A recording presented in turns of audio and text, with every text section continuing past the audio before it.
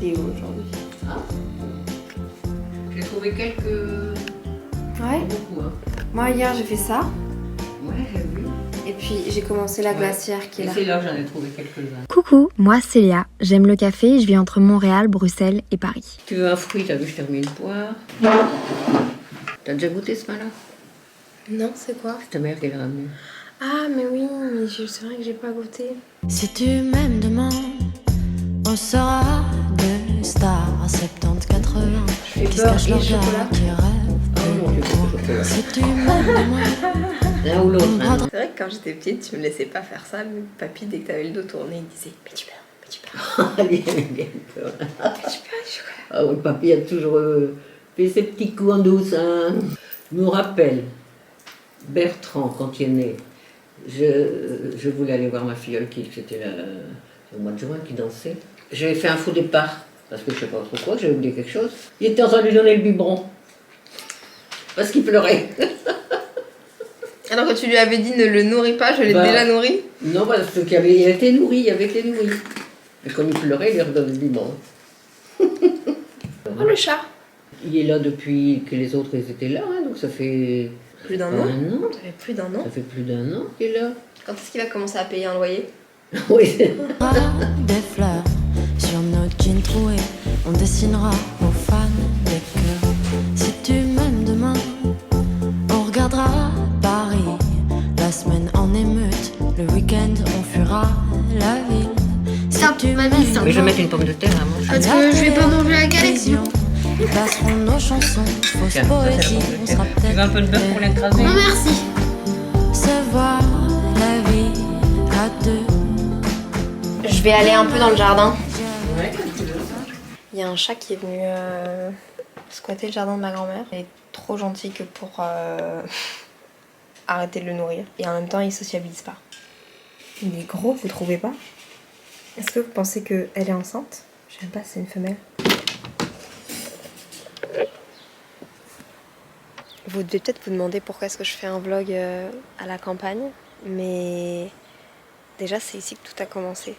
C'est ici que j'ai commencé mes réseaux, c'est ici que j'ai commencé à regarder des vidéos YouTube. Ça fait un peu bizarre vu qu'on est en hiver. Le jardin n'est pas très beau, mais en été, il y a des fleurs partout. Le potager est rempli de fruits et de légumes.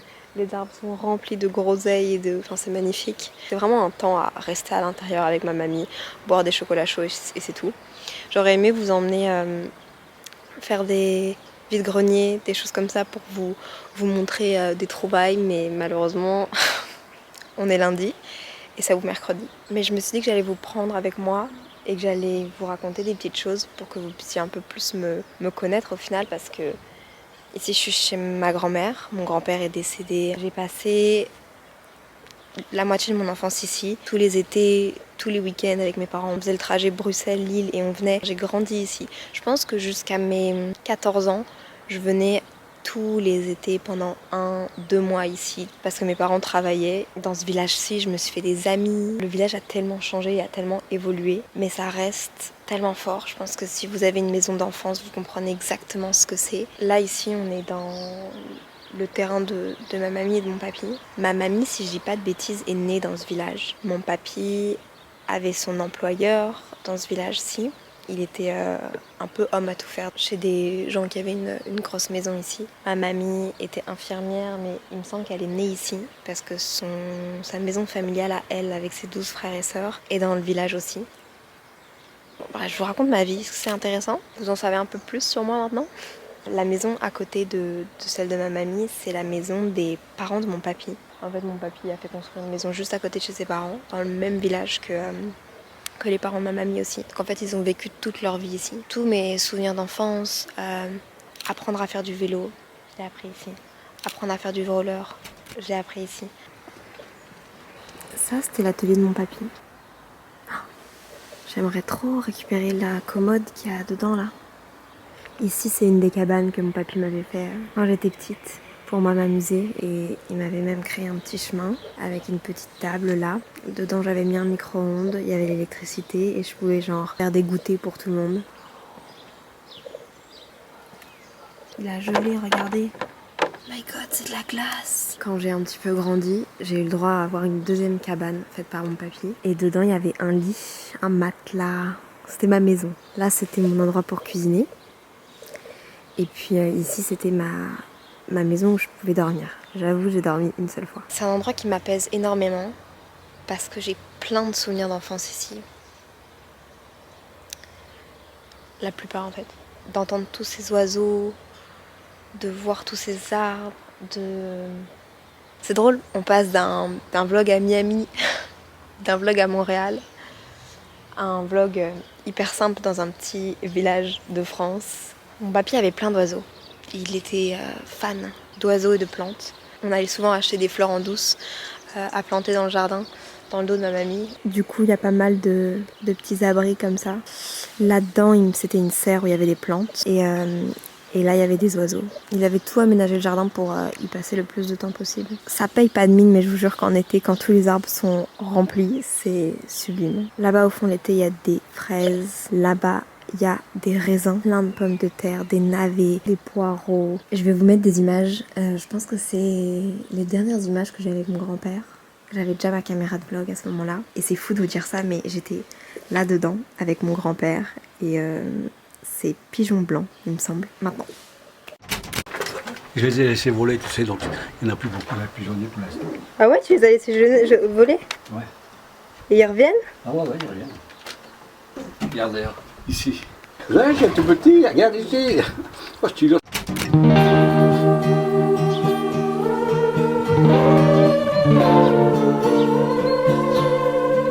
Et alors, il y a quelques mois, le dernier frère de mon papy est décédé aussi. Du coup, la maison doit être vidée. C'est une famille qui n'avait jamais quitté le village. Mon arrière-grand-mère était planteuse de tabac.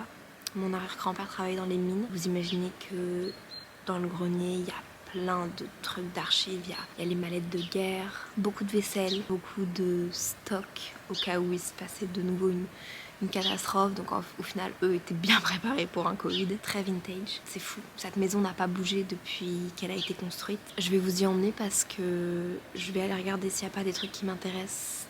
Des trucs que je pourrais récupérer pour mettre dans ma chambre.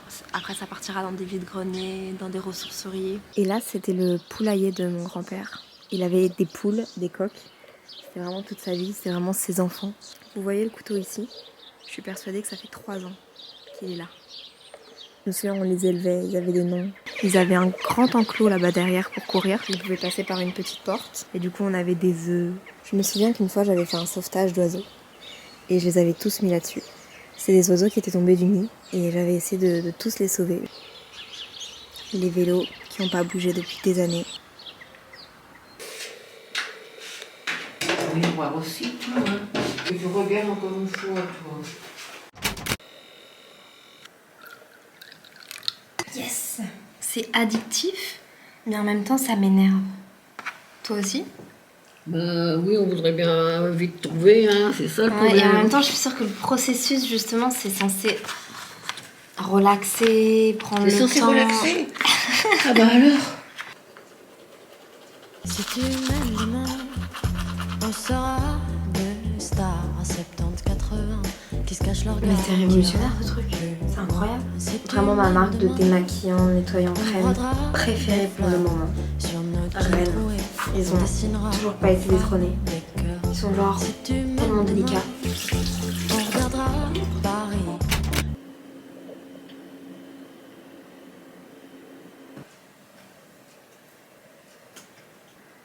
On est le lendemain matin et j'avais envie de vous emmener dans cette chambre.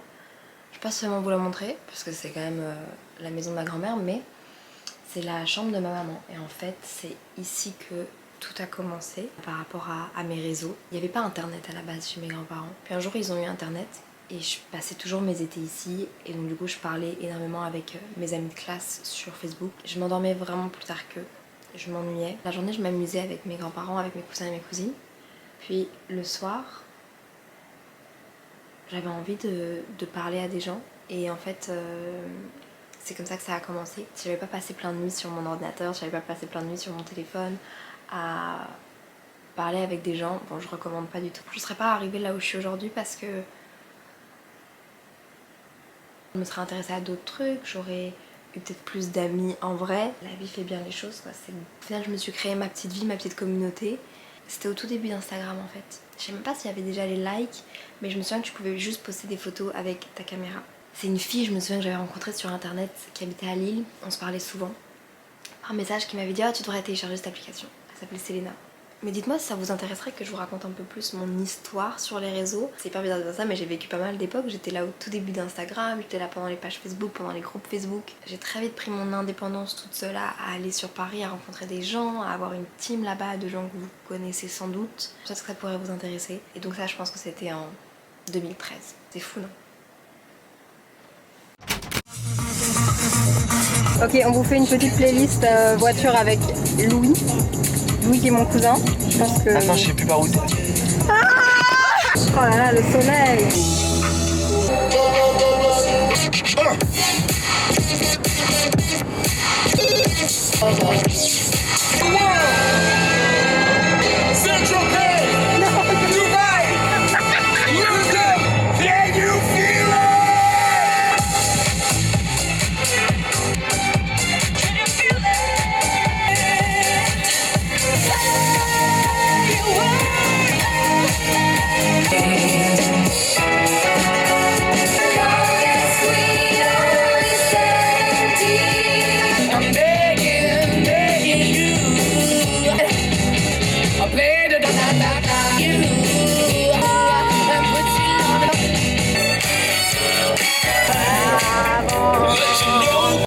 Il m'a dit non mais Léa à un moment donné c'est la musique, je connais des gens.